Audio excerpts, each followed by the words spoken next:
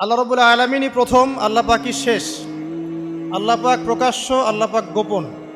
ওয়া হুয়া বিকুল্লি শাইইন আলিম। আল্লাহ পাক বলছেন তিনি প্রত্যেকটা বিষয় সম্পর্কে জ্ঞানী। সূরা হাদিদ আয়াত নাম্বার 3।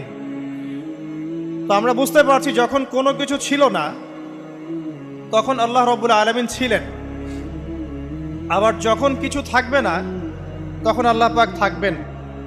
কুল্লু মান আলাইহা ফান ওয়া ইয়াবকা ওয়াজহু রাব্বিকা যুল জালালি ওয়াল ইকরাম। সমস্ত কিছু ফানা হয়ে যাবে, শুধুমাত্র আল্লাহ রাব্বুল আলামিনের সত্তা, জাত এটা বাকি থাকবে।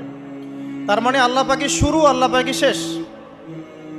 আল্লাহর কোনো শুরু নাই, আল্লাহর কোনো শেষ নাই। এখন কেউ যদি প্রশ্ন করে যে আল্লাহ সব কিছু সৃষ্টি করেছেন, তাহলে আল্লাহকে কে সৃষ্টি করলো? নাউজুবিল্লাহ। তো তখন আমরা বলবো যে যদি কেউ আল্লাহকে সৃষ্টি করতো তাহলে তো